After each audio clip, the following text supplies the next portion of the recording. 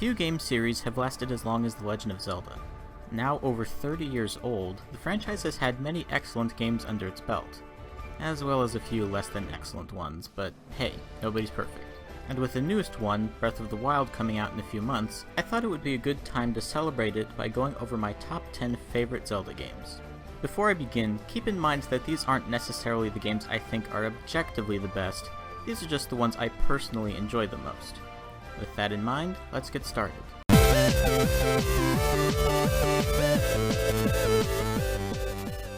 The Zelda series' first handheld entry, Link's Awakening stands out as one of the most memorable games for the original Game Boy.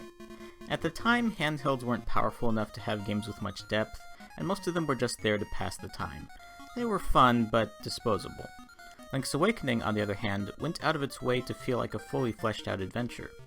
Granted, the graphics aren't very good, and the control scheme is very annoying, because of how few buttons there are, but the world you could explore was vast, there were lots of secrets to find, unique characters to talk to, and it just felt alive. It's also really weird, with characters from other franchises making appearances, like Wart, who was left unemployed after Super Mario Bros. 2. It's not the biggest or grandest game, but it captures the spirit of Zelda quite well, and it's a fun little adventure to have when you're on the go.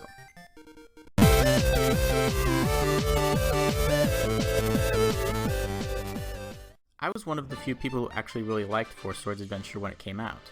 It wasn't a great game by any means, but it showed what a multiplayer Zelda experience could be like. And I always felt that it was a shame that the series abandoned the idea for so long.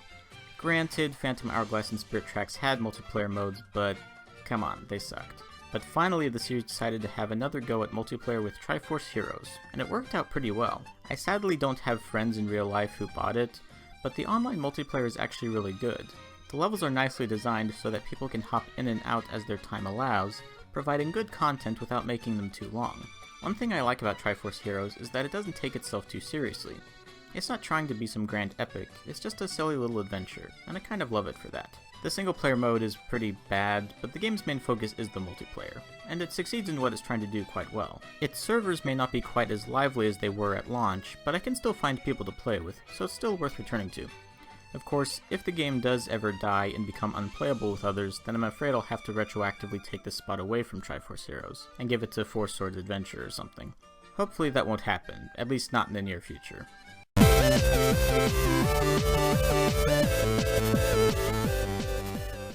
I've talked about this game several times before on my channel already, but I'll say it again. Zelda 2 is a pretty good game.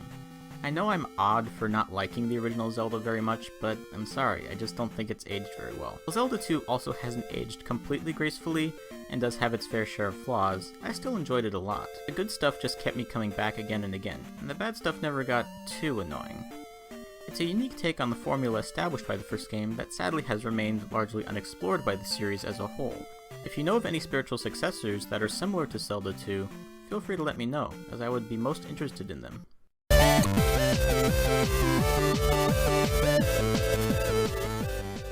This game has had a bit of a mixed reception over the years, and likewise my feelings for the game have been rather mixed. On the one hand, it does have its fair share of problems. It blatantly copies the pattern established by Ocarina of Time, its vast world is full of a lot of empty areas that are needlessly big for no real reason, and the game is rather insultingly easy. I mean, Zelda games aren't the hardest games in the world, but they usually provide at least some challenge, while Twilight Princess really didn't. Well, for the most part. There were some good challenges here and there. But while it does have its problems, it is a well put together game. The story, while fairly standard, is fleshed out and has interesting characters with arcs. The land of Hyrule looks stunning, a lot of the items are really cool, it's got some neat set pieces, the dungeons, while easy, are fun, and it is a pretty epic adventure on the whole. When it first came out, I really didn't like it, but I've mellowed to it over the years, and have come to quite enjoy it. Whatever else you can say about it, you certainly can't say it's a bad game, and anyone who does is full of shit.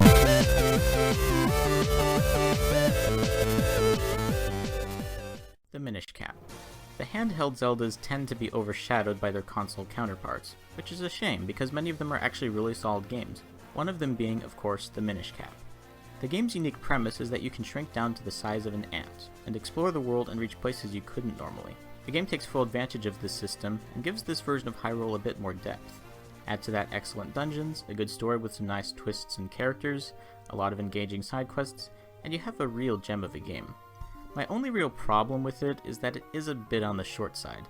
I definitely prefer a game to leave me wanting more rather than overstaying its welcome, but still, it would have been nice if there had been at least one more dungeon. Nonetheless, this is a fantastic little game that is very much worth your time.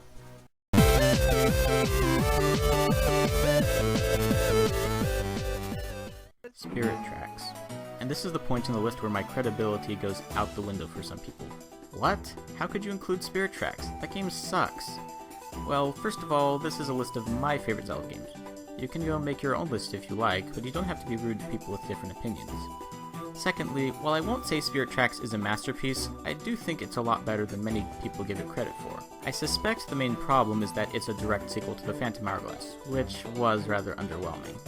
It wasn't bad, but it was thoroughly mediocre and had lots of problems. Bland story and characters, monotonous sailing, unnecessary gimmicks, boring music, and of course the less said about the Temple of the Ocean King, the better. But Spirit Tracks feels like they took the criticisms of Phantom Hourglass into account and really tried to fix the problems, and I think they did so really well. The characters are actually interesting, and Zelda plays a more active role for once.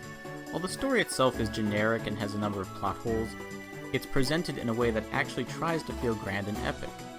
Some people have complained about the train, and yeah, I can see why, but I felt that the controls were much better than they were for the boat in Phantom Hourglass, and there's something just calming about listening to the music and watching the countryside go by.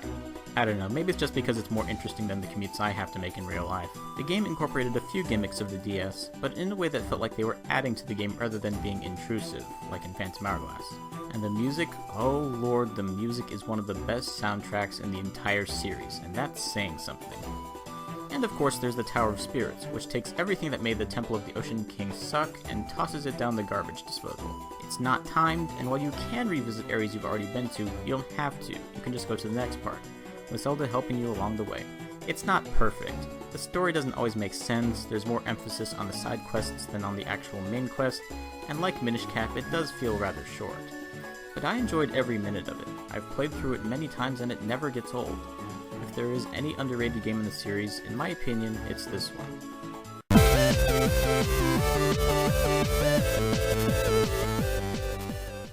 A Link to the Past. As much as I love the Diminished Cap and Spirit Tracks, neither quite succeed in being better than this classic.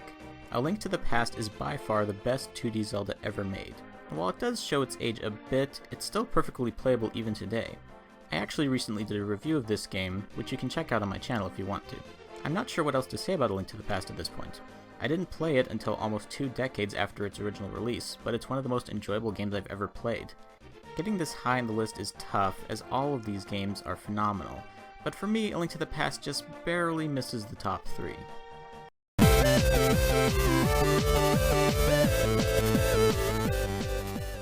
Majora's Mask. This game's history is rather interesting. When it first came out, it was largely overshadowed by its predecessor, Ocarina of Time, but over the years it's gained quite the following, to the point where now one could argue that it's actually overrated. But my opinion on the game hasn't changed much over the years. I loved it when it was more obscure, and I still love it now that it's gotten the attention it deserves.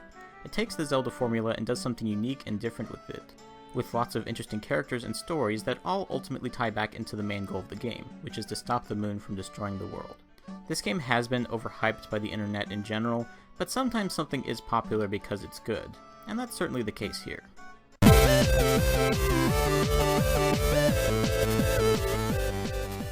Of all the games on this list, this is the one I probably have the most nostalgia for. It was the first Zelda game I ever owned, the first Zelda game I ever played all the way to the end, and it played a big part in shaping my love of Zelda and games in general. From the timeless art style, to the epic sailing, to the charming and memorable characters, to the refined gameplay, it's just a remarkable adventure. Like Majora's Mask, it wasn't fully appreciated when it first came out, and I'm glad it's getting more attention in recent years. It's got a few flaws here and there, but I love this game so much that I barely even notice them, and it's one of my favorite games of all time.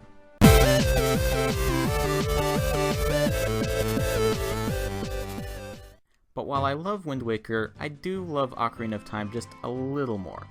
Yeah, I know it's a predictable choice, but I'm sorry, I genuinely enjoy Ocarina of Time the most. Both Majora's Mask and Wind Waker are technically better games, but Ocarina of Time was more than just a game, it was a pioneer. It successfully translated the Zelda series into 3D and helped to shape the future of its franchise and the future of gaming in general. It may not be perfect, and it may be a little dated, but there's a reason it captured the hearts of countless gamers, myself included. It's my favorite Zelda game, which is really saying something because I love Zelda. Well, usually. So that concludes the list of my favorite Zelda games. Feel free to let me know your favorite Zelda games in the comments below, and also share what you're looking forward to about Breath of the Wild. Special thanks to Games You Loved for hosting me. If you liked this video, feel free to check out my channel. The link is in the description below. Thank you for watching.